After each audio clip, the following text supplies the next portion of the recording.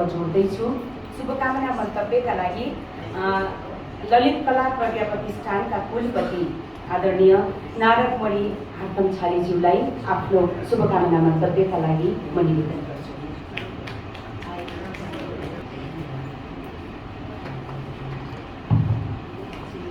आदरणीय नेपाली समाजको विविधतामा सामाजिक शास्त्रको भाषिक संगोष्ठीका सभाध्यक्ष महोदय, प्रमुख अतिथि माननीय मन्त्रीज्यू, विशिष्ट अतिथिहरू, प्राज्ञिक विद्वान, महानुभाव लगायत सम्पूर्ण व्यक्तित्वहरूमा मैले संक्षिप्तमा नेपाल ललित कला प्रज्ञा प्रतिष्ठानको तर्फबाट हार्दिक कला अभिवादन टक्राउँदछु। मलाई यो अवसर दिनुभयो। समयको पाबन्दी छोटो छ, मैले औपचारिक रूपमा यहाँलाई हार्दिक शुभकामनाको रूपमा मात्रै केही कुराहरू भनेर यहाँ सोचिरहेको छु। विधा एकदम यो बृहत छ। समाजशास्त्रको विधा शास्त्रीय रूपले धेरै महत्त्वको छ। साथसाथै हाम्रो नेपालमा त जनसंज्ञानको दृष्टिकोणले पनि जोड्नुपर्ने छ। धेरै औद्योगिक राष्ट्रहरूमा समाजशास्त्रलाई दुईवटा फ्याक्सन गरेर हेर्ने गर्छ, यान्त्रिकले पनि अर्को खाले पनि। तर हाम्रो बहु सांस्कृतिक विविधता भएको देशमा जनसंज्ञानको अथवा अङ्ग्रेजीमा इथ्नोकग्नेटिभ वेबाट लोक विज्ञानको अर्थले हेर्ने हो भने साँच्चै हामी चाहे ललित कला होस्, चाहे साहित्य होस्, चाहे सङ्गीत होस्, चाहे अरू खाले विभिन्न क्षेत्रको विधाहरू होस्, यसको मूल जोडिने चाहिँ समाज नै हो। र सार्वत्रिकमा समाजको विभिन्न एङ्गलबाट हेर्ने गरिन्छ हामीले। त्यो अर्थमा मेरो विभाग चाहिँ र मेरो जिम्मेवारी त ललित कलापट्टि नै हो। तैपनि म समाजशास्त्रको विद्यार्थी भएकोले यो एउटा मलाई रुचि पनि थियो। र आज यो कार्यक्रममा अवसरमा यहाँहरूसँग परिचय, नयाँ परिचय साथै पुनः परिचय गर्ने मौका पाएँ। साह्रै खुसी लागेको छ। यसको लागि हार्दिक आभार प्रकट गर्दछु नेपाल प्रज्ञा प्रतिष्ठानलाई। र यो विधाको सन्दर्भमा यसरी औपचारिक रूपमा नै विशेष डिस्कोर्सको कार्यक्रम राख्नुभयो। साँच्चै नेपाली समाजमा अहिले एक खाले राजनीतिक षड्यन्त्रले र अरू खाले नयाँ खालको इन्फर्मेटिभ दुनियाँको कुराले चाहिँ हाम्रो समाजशास्त्र, सामाजिक विषयवस्तु र यसका अवयवहरू चाहिँ अलिक माइनर भएको बेलामा यो डिस्कोर्स धेरै महत्त्वको छ। र यसको लागि यहाँले यो आयोजना गर्नुभएको छ। र नेपालको साँच्चै हो भने अहिलेको यो जुन बौद्धिक व्यक्तिहरूको बौद्धिकतालाई डिस्कोर्स गरेर निचोडमा प्राज्ञिक रूपले, विवेच्य रूपले चाहिँ एउटा संश्लेषित गर्ने अवसर पनि यहाँ अवसर जुडेको छ। यहाँ धेरै मेरा अग्रज व्यक्तित्वहरू र समाजको संस्कृतिको विज्ञ व्यक्तित्वहरू, प्राज्ञिक व्यक्तित्वहरू हुनुहुन्छ। हाम्रो यो 2 दिनमा राम्ररी विशेष निचोड निस्केला नै। यति भन्दै नेपाल ललित कला प्रतिष्ठान तर्फबाट हामीलाई पनि ललित कलामा आउनुपर्ने कन्टेन्ट एन्ड कन्सेप्टको कुरामा यस्तो विधाको डिस्कोर्सले हामी पनि ललित कलाको माध्यमबाट हाम्रो समाजको अभिव्यक्त गर्नलाई एउटा आधार बन्नेछ भन्ने मैले महसुस गरेको छु। र मौका पऱ्यो भने यो कार्यपत्रहरू मेरो लागि पनि एउटा रेफरेन्स हुनेछ र हाम्रो ललित कला प्रतिष्ठानको लागि पनि। किनभने हाम्रो ललित कलाले पनि यो समाजको कुरोलाई हामीले कहिलेकाहीँ हल्का फुल्का मनोरञ्जनको रूपमा मात्रै धेरै चित्रहरू, मूर्तिहरू, अरू खाले कुराहरू, हस्तकलाहरू गर्ने गर्छौँ। तर साँच्चै सामाजिक कन्टेन्टको विषयहरूलाई ग्रासरुटबाट भित्रै दिलैबाट उठाएर लान सकिरहेको छैनौँ। त्यस कारणले यो कुराहरू मेरो लागि पनि धेरै महत्त्व छ। समय मेरो पुगेन। भोलि हिजोदेखि हामीले राज्य कला प्रदर्शन गरेको हुनाले अहिले पनि एकजना अतिथि राजुसलाई भर्खर एउटा भेट मात्रै गरेर तुरुन्तै यहाँ आइनु। मेरो फेरि तत्कालै कार्यक्रम छ। र आगामी दिनमा यहाँहरूसँग हाम्रो संयुक्त कार्यक्रम पनि हामी प्राय अवस्था मिल्यो भने हामी आयोजना गर्छौँ। त्यसको लागि पनि हामी हार्दिक रूपमा यहाँलाई आह्वान गर्छौँ। र यो कार्यपत्रको निचोडमा हाम्रो ललित कलाको लागि पनि बेस्ट कुराहरू रहोस् र यहाँले उपलब्ध गराइदिनुहुनेछ भन्ने आशा राख्छु।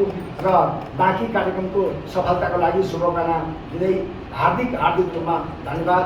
हवस्, नमस्कार। कुलपतिज्यूलाई अब हुने शुभकामना मन्तव्यकै लागि म भाषा आयोगका अध्यक्ष माननीय डाक्टर गोपाल ठाकुरज्यूलाई अनुरोध गर्दछु। धन्यवाद।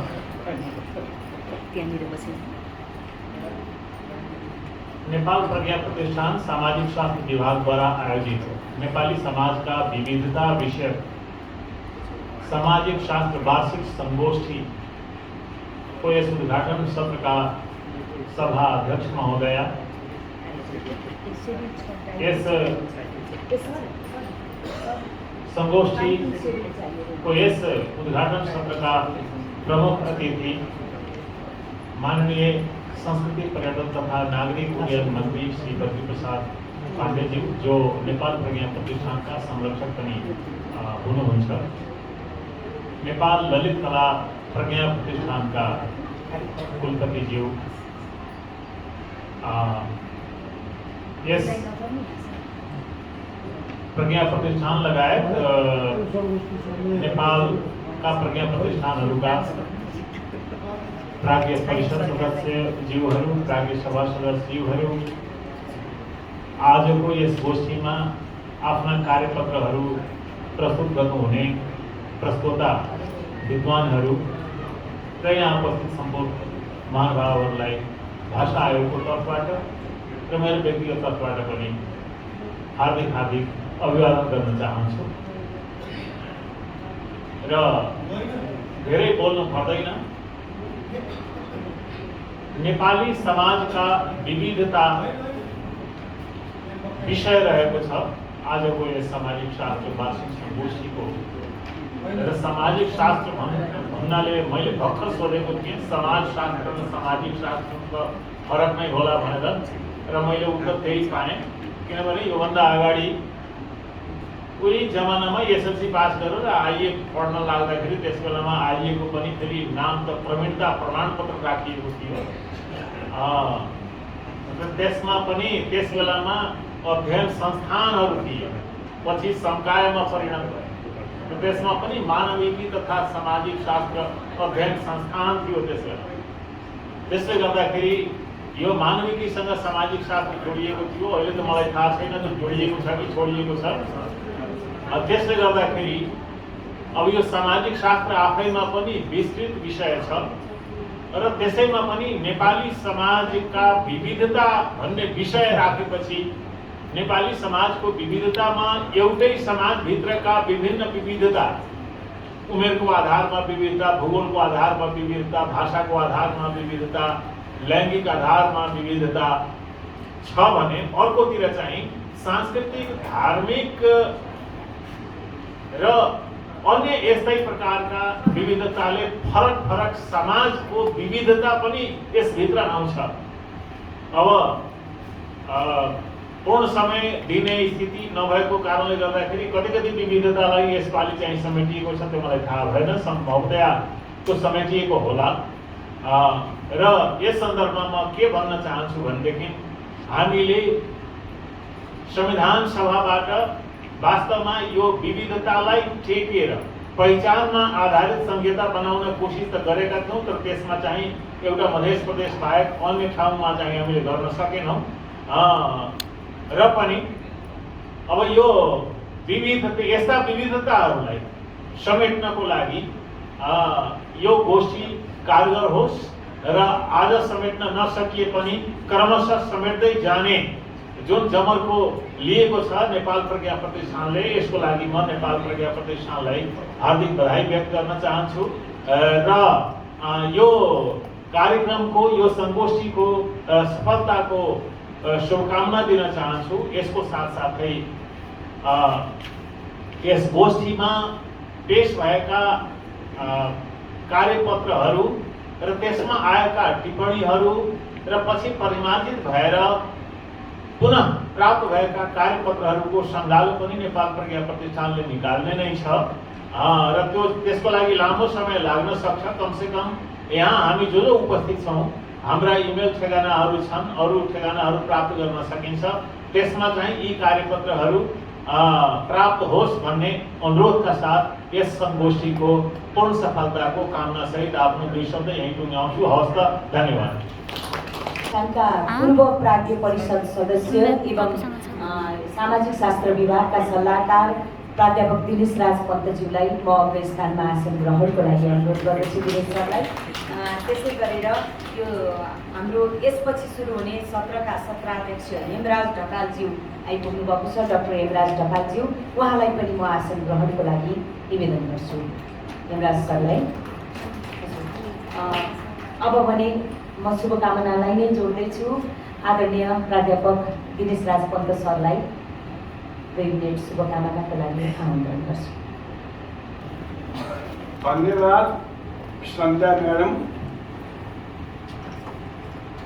आजको यस महनीय कार्यक्रमका आदरणीय सभानेत्री, अन्दाज गरेर भनेको है, भर्खर आए नेपाल प्रज्ञा प्रतिष्ठान सामाजिक शास्त्र विभागका प्रमुख डाक्टर कौशिला निषादज्यू, सम्मान्य प्रमुख अतिथि नेपाल प्रज्ञा प्रतिष्ठानका संरक्षक, संस्कृति, पर्यटन तथा नागरिक उड्डयन मन्त्री बद्रीप्रसाद पाण्डेज्यू, म एउटा कार्यक्रममा छु। आसीन विशिष्ट व्यक्तिहरू एरियामा पनि म देख्दैछु 101 रथी महारथीहरू। हुन त मेरो आँखा कमजोर भएर पनि यो भएको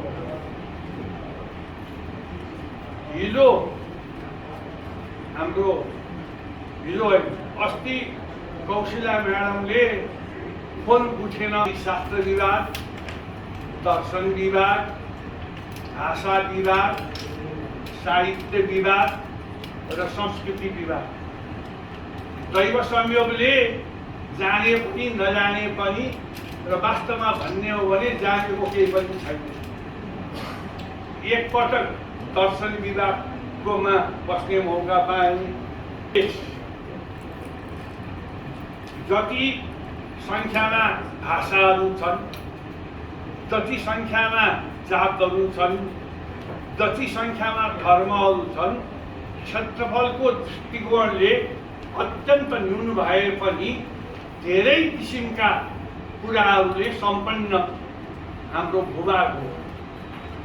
अब यसमा प्रज्ञा प्रतिष्ठानले कति गर्न सक्यो, प्रज्ञा प्रतिष्ठानलाई कति साधन स्रोत छ, र म देख्छु कि हरेक ठाउँमा जाँदा के देख्दछु भनेदेखि नयाँ नयाँ संस्थाहरू खोल्दै जाने र रोना गर्ने।